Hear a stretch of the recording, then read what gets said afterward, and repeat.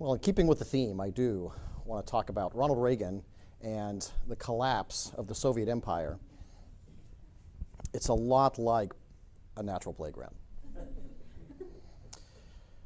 The context, of course, is sort of the bigger ideological conflict we called the Cold War. I used to be able to, with confidence, even in front of students, this is date me somewhat. I used to be able to say Cold War and have some expectation that even my college freshmen would know what I was talking about. Now I've discovered that almost nobody remembers what I'm talking about. Some of you in this room I'm sure do, but some of you are looking at me like, wars are cold? I have no idea. It's actually a term kind of made up to describe a very unusual kind of conflict, right? It was chiefly an ideological conflict, but it did sometimes have actual violent confrontations, but usually through proxy, right? It's not like the Americans and the Soviets fought pitched battles against one another, but their allies and their networks sometimes did, right? You can think about some of the conflicts over the course of the 20th century, which in one way or another involve sort of a communist versus liberal democracy kind of battle, if you will. All that being said, the juxtaposition, of course, is a Cold War. It's not a hot war. A hot war is the kind we think of, right? Tanks, airplanes, battleships. That's a hot war. A cold one is all of the nastiness, the meanness. We don't like each other. We just aren't shooting each other yet. And I say yet because, of course, what's right under the surface of the Cold War is at any moment maybe it does become a hot war, right? Like it could boil. All the tensions are there. Nobody's just fired the first shot yet. And so there's always this sort of cloud of danger surrounding the Cold War. It also was, I think, pretty much unprecedented in the history of the world in that it created this sort of global bipolar arrangement, right? You're either with one side or the other. There were those who sort of claimed neutrality, but even the neutrals were kind of leaning one way or the other. Actually, there's a set of terms that we use still today. We forget the origins of them, though.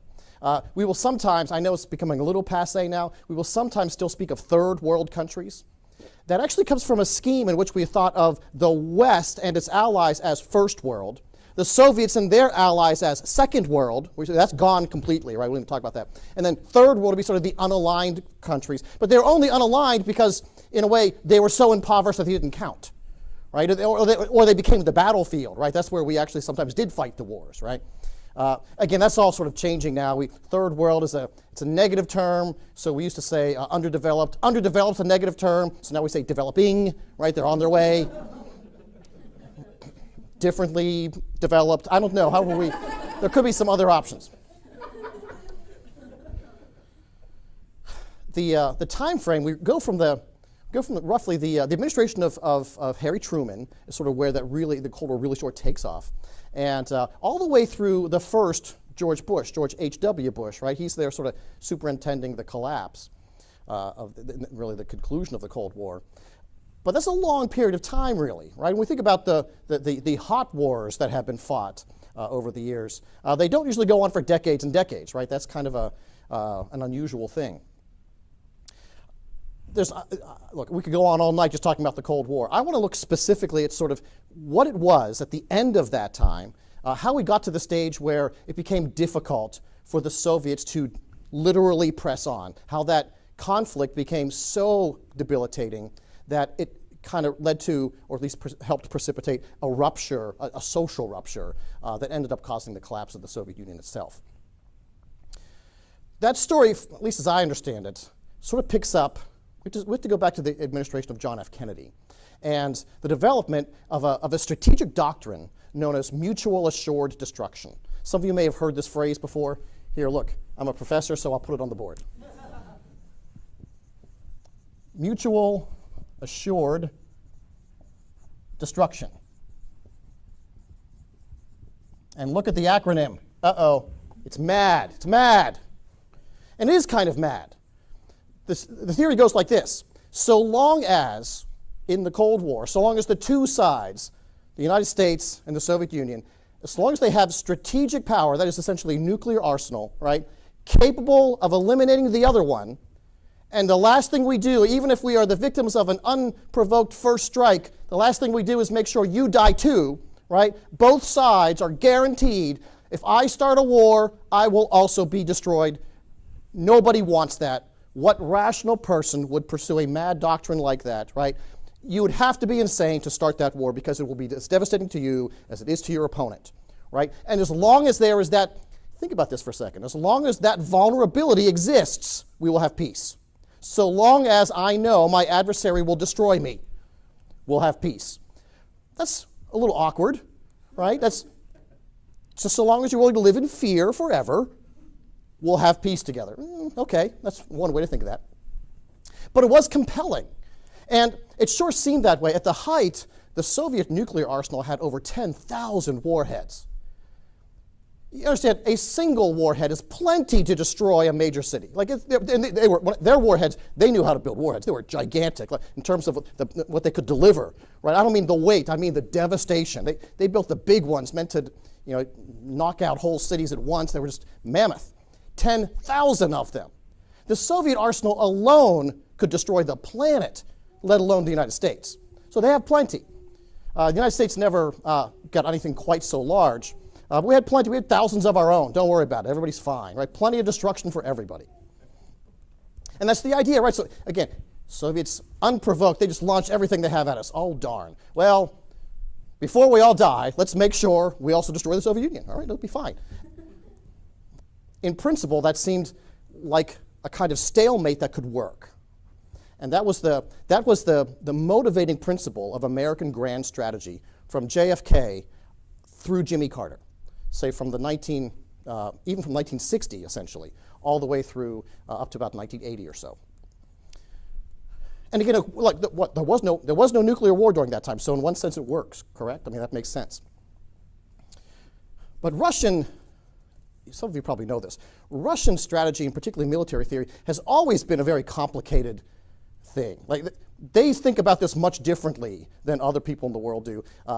One of the things that delighted me when I first learned it was that one of the people I love to read from the ancient world is a Chinese military theorist named Sun Tzu. If you ever read Sun Tzu, The Art of War, just a wonderful, compelling book.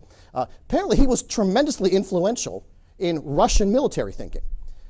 He was translated into Russian about 100 years before the first English translation even appeared.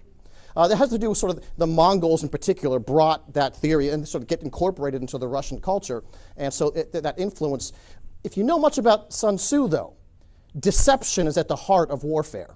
So much of Russian and then eventually Soviet strategy is actually about deception, right? Not being obvious, not stating your actual intention. So if a Soviet military thinker says, yes, we believe in mutual assured destruction, you must consider the possibility he's lying to you. Because that's what they do. Like, understand? Or maybe not. Maybe it's a double trick. I've got to not lie, so now you won't know what's coming.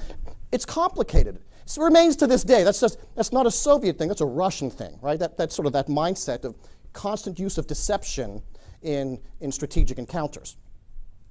And so this sort of the overlying problem. They seem to agree with us that this doctrine of mutual assured destruction is mutual and assured and destructive, and so we're all okay. But maybe they don't mean it. Very tricky.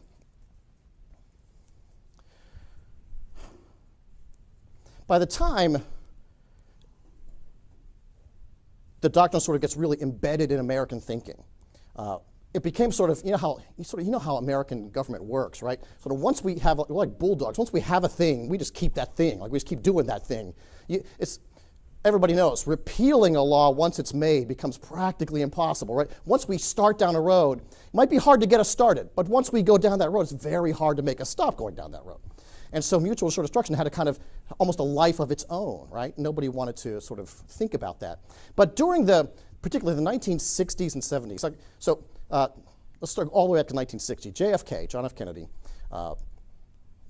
runs for the presidency, and one of the chief sort of planks in his platform, one of the chief elements of his campaign, was pointing to the Eisenhower administration and how they had let the so-called missile gap develop. Now, if you're either really old or have a really good memory of history, you would know that the missile gap was this perception that the Soviets had lots more nuclear missiles than we did. In 1960, in that election, that was kind of a major issue. Now, I'm going to tell you a little secret here. This is actually kind of fun. By 1960, a practice that still continues to this day had already been established. The CIA gives something they call the Presidential Daily Briefing, the PDB. Daily, they deliver that to the president. Now, the president can consume that any way he wants. That could be in-person briefing, that can be written. Oddly enough, Bill Clinton took the daily briefing once a week. I don't know how he did that, but it's sort of up to the president, right? But here's the thing. During an election year, once the other party nominates its candidate, that person receives the same briefing until after the election. And if he wins, he continues receiving it until he's inaugurated. So you understand, the idea is to have no gap, right? There's no point at which there's no sort of ramp up where the new president has to learn stuff, right? The day he walks in the door, he's fully equipped and briefed and ready to go. That makes sense. That's a good thing. In 1960, that was in place. So let me assure you of something. There was no missile gap, it turns out, in 1960. It was totally fabricated. The Soviets were giving that impression. They were inflating on purpose, the numbers of missiles they actually had. American intelligence sources knew that and were reporting that to the president. Don't worry, no missile gap, we're fine.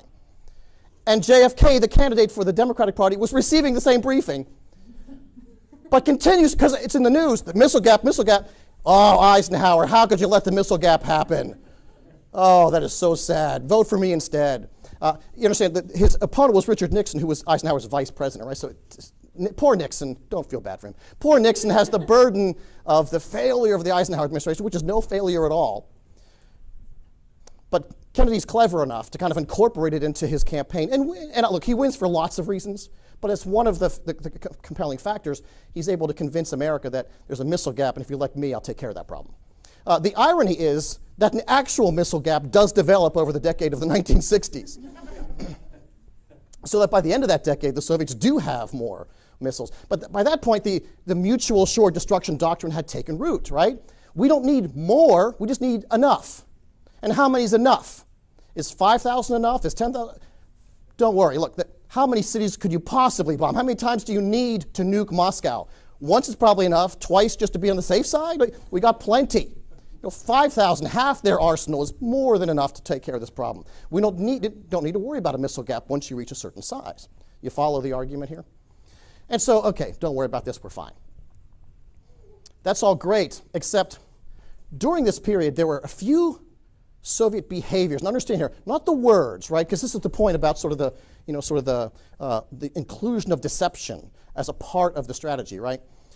Some American scholars and some of the senior statesmen, lifelong foreign service officers and that sort of thing, began to wonder at some of the things the Soviets were doing, not the things they were saying. The doing of the things was looking kind of odd if in fact your strategy was a mutual assured destruction kind of doctrine. Three things I would point out that are worth sort of mentioning. Part of it I just said, the massive buildup of missiles in the 1960s. Why do you need so many? What's the point of having an arsenal 3 times the size necessary to maintain sort of that mutual assured destruction pattern? Why would you? The Soviets are not known for their great wealth and excess, right? They're not just building missiles for the sake of it. There must be a reason. What's the reason? Why would they do that? It's just a question, right? Second, this is something that actually led to some action in the United States. This is going to sound odd to us. In the 1960s, the Soviets started building an anti-ballistic missile network around the city of Moscow. Now, that's probably worth mentioning in a little detail. What do we mean by anti-ballistic missile system? Well, we actually have some of these in play today. Some of the U.S. Navy, for example, has ships capable of intercepting ballistic missiles. A ballistic missile is one of that literally has the big arc, right, that goes out of the atmosphere and back in again. Ideally, a ballistic missile can strike anywhere in the entire hemisphere that it's launched from. The idea, of course, is that you can, from a massive distance, you can deliver a devastating strike, right? So the intercontinental missiles that are housed, that we keep in North Dakota and other parts of the country, are ballistic missiles. Those that are launched out of submarines in the middle of the ocean are ballistic missiles, right? An anti-ballistic missile system is meant to intercept them before they reach their target. Now, in 2017, that might not sound unreasonable. In fact, we have technology that can do that in limited ways. We don't have a big umbrella. But the Soviets in the 1960s when that technology was really wishful, were trying to build one around their capital city. Again, mutual assured destruction. What you're going to save one city while every other city in the country is what, devastated and nuked, and what doesn't that sound odd? Like if we're absolutely convinced that vulnerability is the way to peace, why would we want to build one little network around one important, I will grant you, Moscow's an important city, right? But you don't save your country, right? If everything else is suffering nuclear winter for the next 100 years, does it really matter whether 100,000 people in Moscow make it through? It's a curious thing, just causes some head scratching. And then finally, kind of related to this, a third sort of issue was the agreement to enter into arms negotiations with the Americans. So when the ABM system started being built and the Americans started realizing, hey, what's going on there? You understand, from a mutual assured destruction perspective, if you could build lots of those all over the place, the vulnerability goes away. Right? The thing that has kept us safe might not work anymore. So we need to sit down on a big round table, negotiate. Let's limit the number of weapons. So you don't need to build 10,000 warheads. Let's stop that. And let's make sure we promise no ABM, no anti-ballistic missile systems. We must all be ready to die. We cannot protect ourselves. That was literally the American position. The Soviets agreed to the talks. Now, that might not sound crazy, right? But again, part of that Sun Tzuian influence, basic principle of Soviet military thinking or Soviet strategy, you negotiate when you believe you are strong. You refuse to negotiate when you believe you are weak. So if they're willing to sit down and negotiate, they think they're winning. We think that it's like a balance and there is no winning, right? So if you understand the Soviet mind, you would wonder, why are they willing to talk about this now? Like that's a new thing. A decade ago, they weren't willing to talk. We're not discussing anything. We're building weapons as fast as we can. Now they're ready to talk. Why is that? So these three factors led at least some to consider maybe the Soviet strategy isn't what we think it is, because they don't line up with a mutual assured destruction sort of paradigm. A group came together called the Committee on the Present Danger. You may have heard that phrase, the Committee on the Present Danger. It's sort of ad hoc. Was never really kind of an official thing. Just sort of a collection of, again, scholars and mostly career diplomats who were just kind of curious and wanted to kind of talk and sort of think this through together. What's really happening here? Because on the surface, it doesn't really seem to add up to what we all kind of assume is the paradigm or the model. The CPD, Committee on the Present Danger, just kind of get its point across to have some influence. They recruited a particular politician, a candidate who sought the nomination for the presidency in 1976. In between 76 and 80, when Ronald Reagan did secure the nomination, in between there, the CPD recruited him and sort of presented to him sort of their understanding. We think the Soviets are doing something else. Reagan, of course, by that time already had a reputation very strongly anti-communist, right? That's sort of how he made some of his name, was being an anti-communist sort of crusader. But they wanted him to see, like, look, it's not just anti-communism. Like, maybe we are misunderstanding communism. Maybe we don't understand the Soviets very well, and we need to change our strategy to confront their actual strategy. And Reagan was eventually, he was persuaded. And so by the time he ran for office in 1980, he had a different understanding, right? He comes in with the notion that maybe mutual assured destruction is not the paradigm we need to be pursuing. So understand, by that time, it was a 20-year-old doctrine, right? It had seeped into every corner of the State Department and the Defense Department. Entire procurement programs were built around the notion that we need to be vulnerable and have enough nuclear weapons, and then we're done. It led to some frictions for Reagan and his first term especially. I brought something here I wanted to read. It's amazing. I found this just today. This is from the State Department, U.S. State Department's their own website. They have a sort of a history page. I pulled this paragraph out of a longer piece that was there, referring to the arms limitation talks that Richard Nixon finally concluded.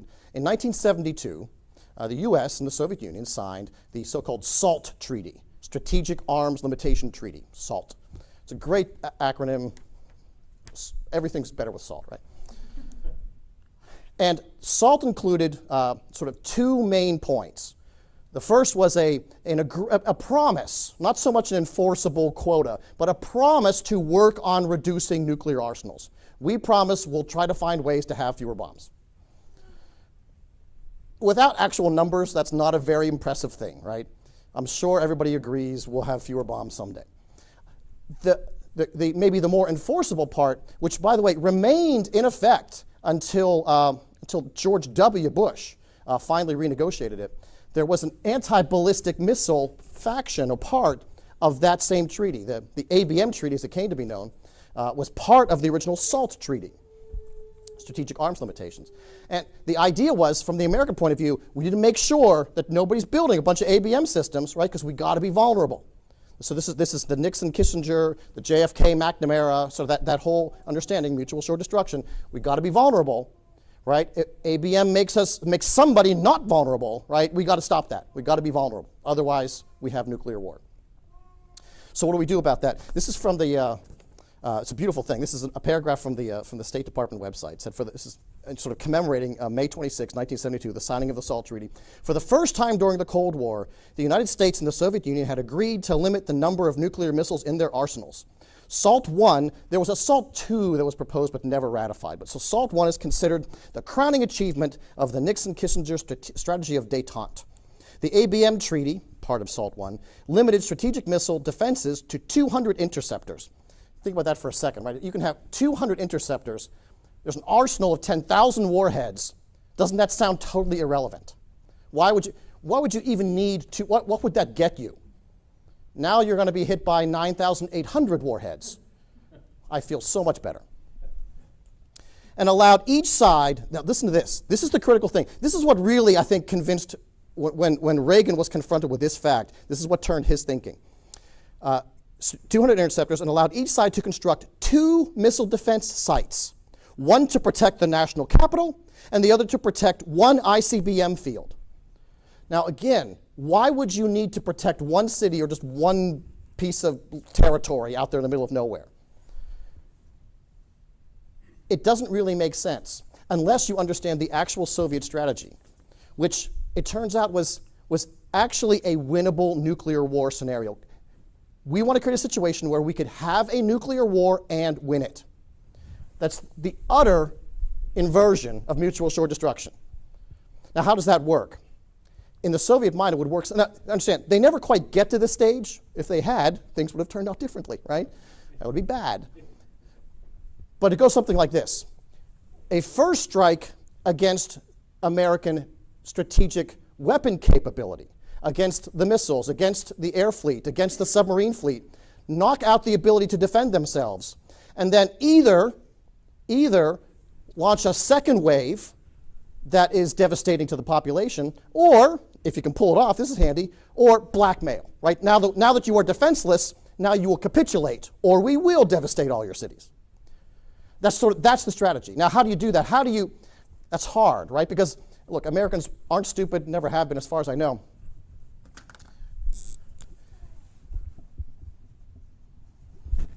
The American strategic arsenal is actually, we refer to this as the triad. It's broken into 3 parts. All right, there's the land-based piece. Those are the ICBMs, the intercontinental ballistic missiles. They are, and you've probably seen, if you've seen movies and stuff, they talk about that. Those are the silos, the concrete holes in the ground, right, with missiles inside that come popping out just when you need them. Think about that. Why are they in holes in the ground? Right? It would be much easier to just set it up on the, right there, right? They're vulnerable, right? So you stick them in the ground in concrete shells to protect them. Why would the Soviets build 10,000 warheads of enormous size, way more than necessary to nuke New York City? Because I need to penetrate into the concrete and destroy the missiles. The target is the missile. It's not the population yet. Why do we need so many, and why do they need to be so big? We're going to keep pounding those missile fields till there's not a missile left functioning in any of them. So the Soviet strategy is against the land leg of the triad with these massive, way more than necessary numbers of missiles. There's the air leg of the triad. This is kind of sad that in 1980, we were relying on B-52s.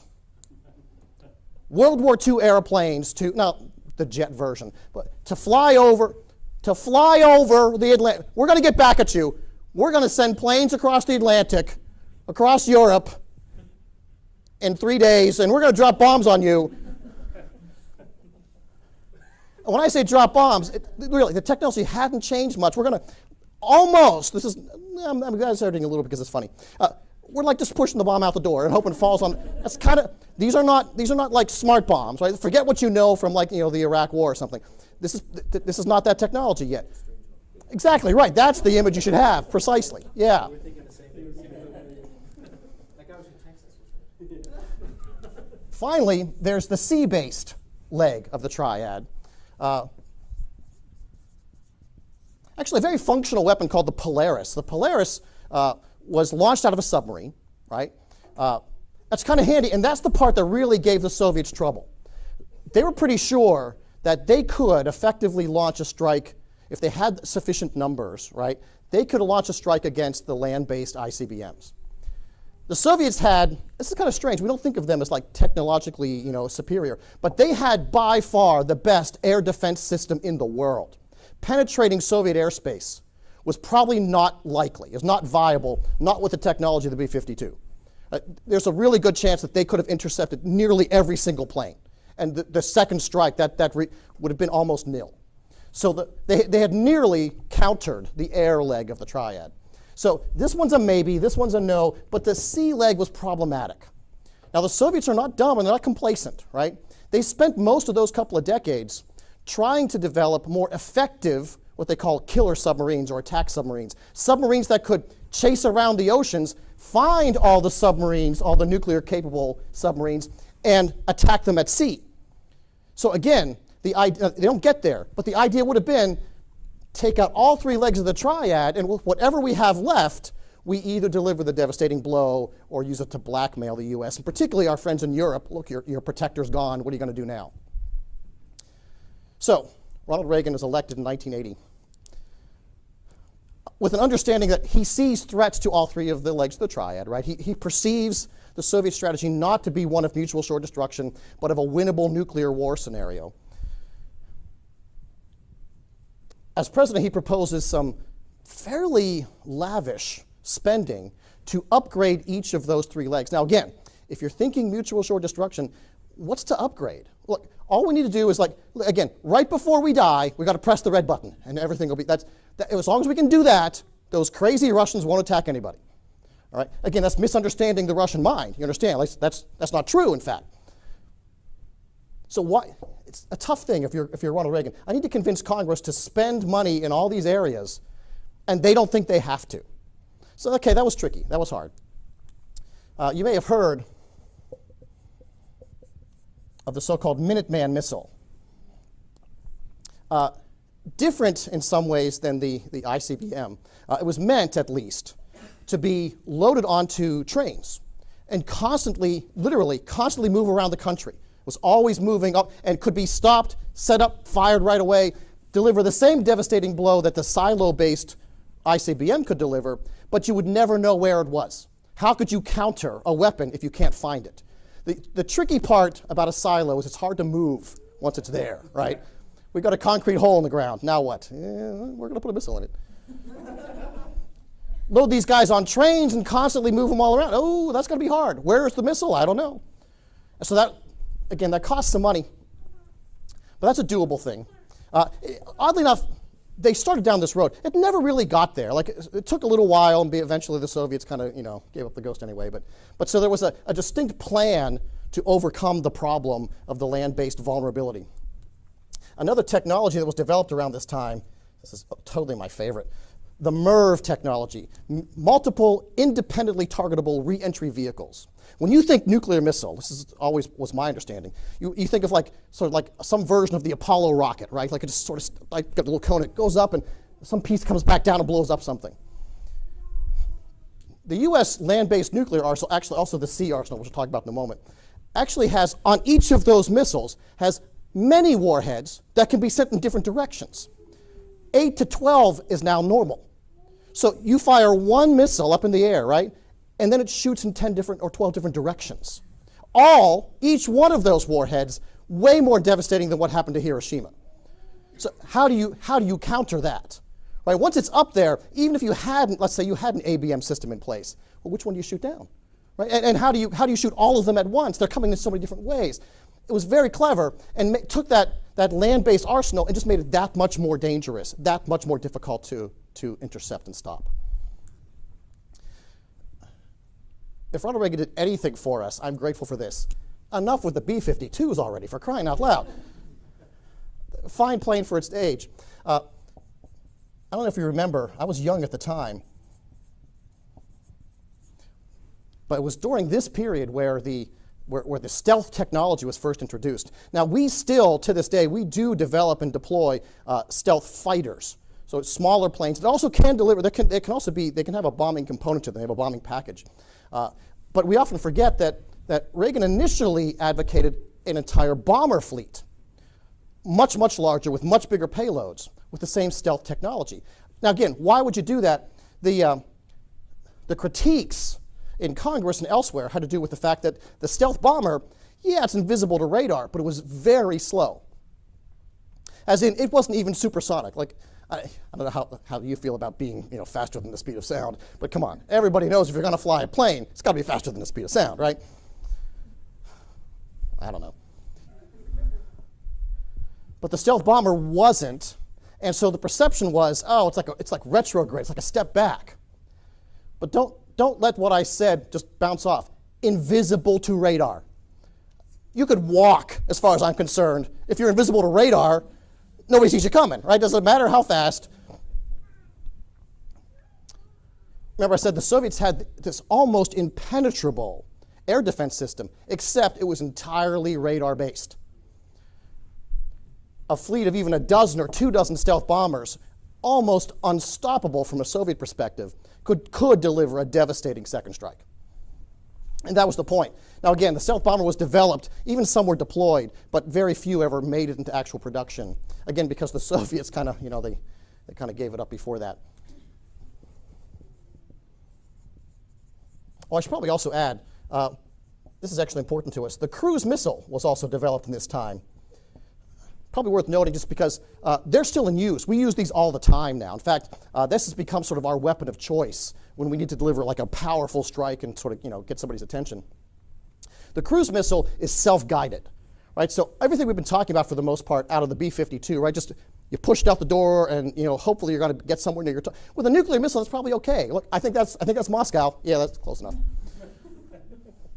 The cruise missile can be targeted with great precision, right? It doesn't miss, right? So that's, again, if you're targeting a force, like if I want to destroy missiles in their silos, it'd be nice if I could hit the silo. The silo's not very big, right? But with a cruise missile, you might be able to do that. Like you might actually hit the hole. That's impressive, right? That's a possible thing.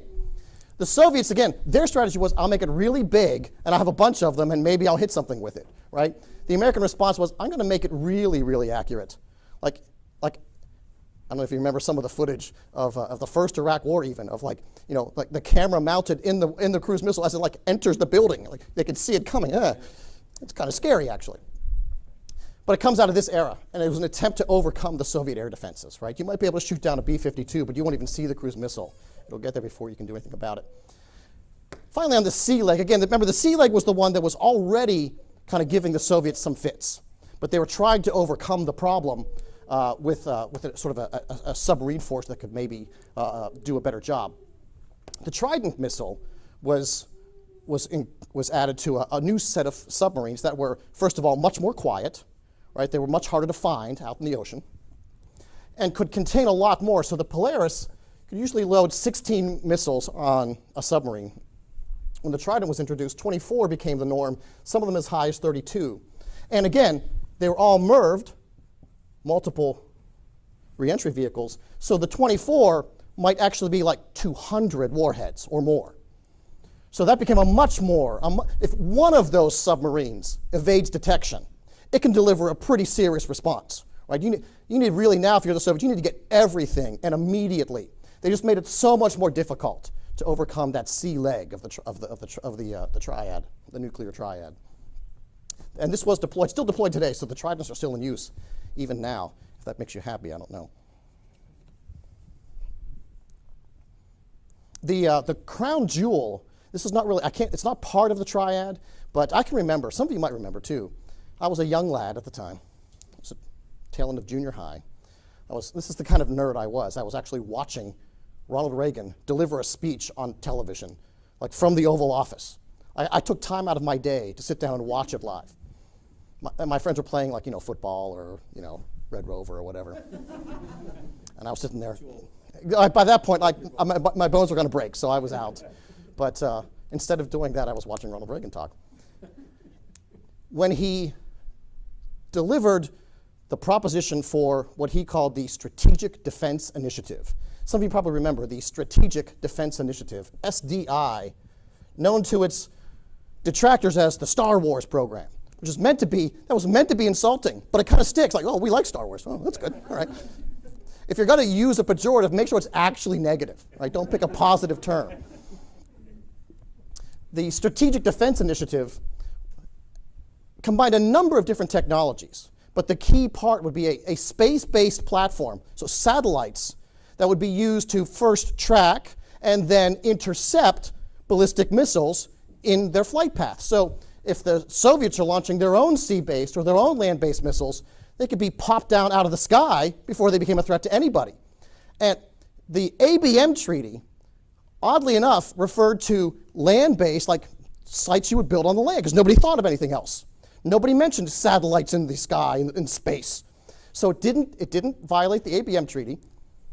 Now, again, technologically, it was a little, I don't want to say far-fetched. It was plausible in the same sense that anything is possible, right? It certainly, in 1983, was not a likely thing anytime soon. But you also have to understand, again, the Soviet understanding of American technological capacity. They had sort of a tortoise and hare view. They saw themselves as the hare. We Soviets, we plug along, we keep our nose down, we work hard, we get where we need to go. The Americans, they goof off, they play around, and then boom, somebody's on the moon. Stupid hares. The concern was that, yeah, they say this stuff, and it sounds crazy, but sometimes they do it. So we better get ready for the fact that they may well put satellites in space that make our ballistic missiles obsolete. What do we do? And so that caused a whole stir in the community, in the counter-force community, military community in the Soviet Union. What do we do in case they actually accomplish this? Again, it seemed maybe far-fetched, but so did putting a man on the moon seem far-fetched, and yet in fairly rapid order they did it. We can't wait around. You understand, this totally undermines the Soviet strategy. If that happens, we have to go back to square one. Like everything we've worked for the last 20 or 30 years will suddenly be wiped out if they have a bunch of satellites that prevent all this from happening. So you can understand their concern. While this is happening, so that's sort of the military technology side, right? And I've just probably told you way more than you care about. There was also sort of a political economic side that Reagan and his team were pursuing at the same time. That was sort of an attack, if you will, on the Soviet alliance network. Now, I don't know if you ever put these things together in your head. Those of you, especially if you lived through the 80s, you probably remember some of the things I'm going to say. The war in Afghanistan. Why on earth would it be necessary, if you're America, why would you want to give weapons to a bunch of what we might today call fundamentalist radical Muslims who are fighting Soviet incursions in Afghanistan? What do we care? It's Afghanistan. Doesn't seem like it would be a strategically important place. The Reagan administration's thinking was this: every dollar the Soviets have to spend just to maintain the status quo. Remember, the Afghanistan was already in their orbit. Oh, but now there's a rebellion. Okay, we'll actually help them. And when we say help, we'll give them equipment, right? Which they used, by the way, to remarkably effective ends. The Afghans did. You might recall again, if you're young, you don't know what I'm talking about. If you're, let's say, my age, maybe you'd remember those in Afghanistan who were resisting the Soviets were known as the Mujahideen. Literally means, let me know what it means? Holy warrior. Like it was a holy war, right? That's how they saw it. All we were doing was outfitting them. Here, you need some missiles, you need some anti-aircraft batteries. We can do that, right? no Americans are harmed in the filming of this movie. It's perfectly fine, except the Soviets it makes it harder and harder and harder. What should have been, a 6-month operation to quell a rebellion became about a 10-year problem for them. So they kept spending, kept using resources to deal with. Some of you might remember, all right, I should probably turn off the recording, but I won't. I was actually the research assistant to Oliver North when he wrote his first novel. I actually did like all the weird stuff. Like if you read in there, he's like refers to like the outcome of a Washington Redskins game. I looked that up. That was me, with my work. You recall maybe the Iran-Contra affair? It made Oliver North famous, in a bad way. If you remember the Iran-Contra affair, Iran, bad guys, right? We know they're bad guys. We stay away from them. They're not bad news. Stay away from Iranians. They're not good for you. Well, it turns out that America had some surplus military equipment that was obsolete. We weren't using it for anything.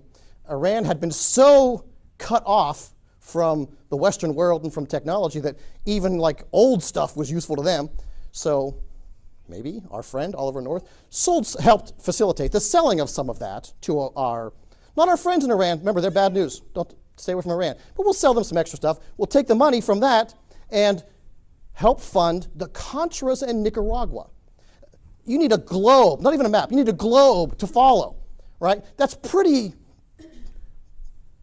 tedious. It's an elaborate scheme. Oh my gosh, what are you guys thinking? Why would you do that? Two things. For whatever reason, this is maybe one of the, I want you to hear what I'm about to say. One of the dumbest things Congress ever did. Let that thought sink in. One of the dumbest things Congress ever did was forbid aid to the Contras in Nicaragua. Men trying to overcome a communist regime, don't help them. It's against the law. So money from, and this was the Bolin Amendment was called, money from the U.S. Treasury could not be used to assist the Contras. Well, what about money from selling stuff we were about to throw in the trash can? Could we give that to the Contras?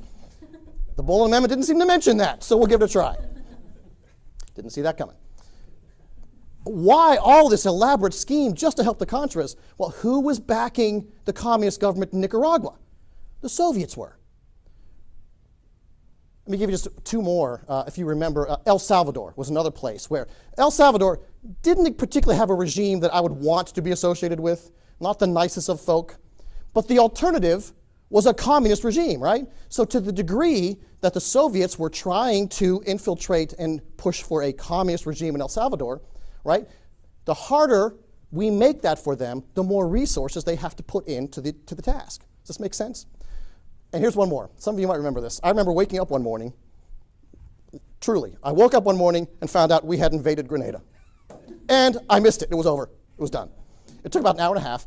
That's not a joke. It took about an hour and a half. Grenada is a little island out in the Caribbean that had suffered, these things happen, a communist coup. Well, apparently about 10 Marines or something went over and undid the communist coup one early morning before I woke up. Doesn't seem like to be the most important thing. What do we care about some little island in the Caribbean? It's not even one of the nice islands. It's not like St. Thomas or something. It's just Grenada, whatever that is. Each of these, the understanding would be something like this. The American economy was literally more than twice the size of the Soviet economy. The Soviets already spent something like, this is an estimate, nobody knows for sure, something like 20 or 25% of their GDP went to defense spending. At the same time, we were spending about 8%. 8% of a much larger economy.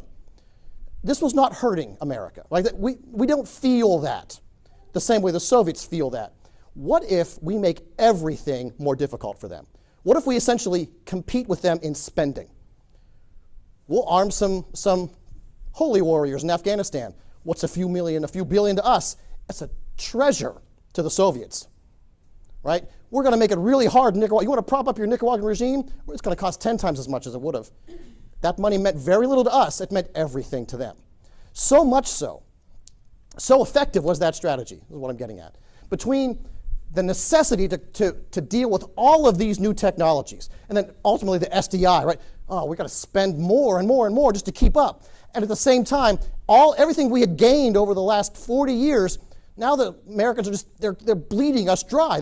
Everything is costing more just to compete and maintain the status quo. We were trying to win a war. Now we're trying not to lose a war, and it's getting very expensive. There is more to this, right? What I'm about to say, I don't mean to suggest that this is everything, every reason why this happened. But one of the chief reasons that Mikhail Gorbachev felt that he needed to restructure, right? Perestroika, right? You remember the Perestroika program. Literally means restructuring. Why did he feel he needed to restructure the Soviet economy? We need a bigger economy to be able to compete. How do you get a bigger economy than the one we have? Literally, they begin, from Gorbachev on down, to introduce certain kinds of liberties into the economy, right? We're going to loosen it up to a certain degree. We're going to grant some, what you and I might call something like some private business, right? Not whole hog. We're not turning into a liberal democracy. Don't worry, we're fine. But in doing so, right, as you begin to kind of introduce the notion of some liberty, riding that tiger became more and more difficult. It opened up doors for people like Boris Yeltsin and others to be able to make a different kind of argument. I'm going to end with this because we're about out of time. I just came across this story just this week. Some of you may have seen it too. The Houston Chronicle just did a story. I guess recently was the anniversary of a visit that Boris Yeltsin made to Houston. I don't know if you saw this article. He was visiting ostensibly the Johnson Space Center, and I'm sure that was impressive. It was one of the first things we did when we moved to Houston. You got to see the Johnson Space Center, right?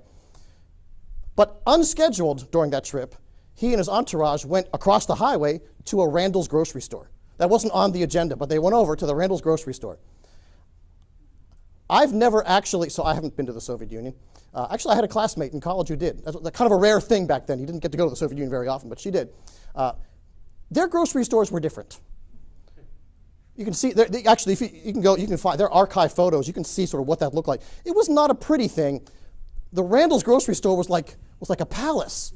You understand? Boris Yeltsin at the time, he was a legislator at the time. He wasn't the president at this point. This was earlier in his career. But it was one of the things that at least those close to him said really kind of changed his thinking, seeing not just a kind of wealth, but as a wealth for ordinary people. Regular people walked into that grocery store and had their choice of buying any of these things that they wanted to if they could afford, if they had. That thought really sort of shook him. And so when the opportunity came to restructure, he was already kind of half on board and was willing to kind of push that agenda further. Again, there's a lot more. This does not explain entirely why the Soviet Union went through the changes that it did.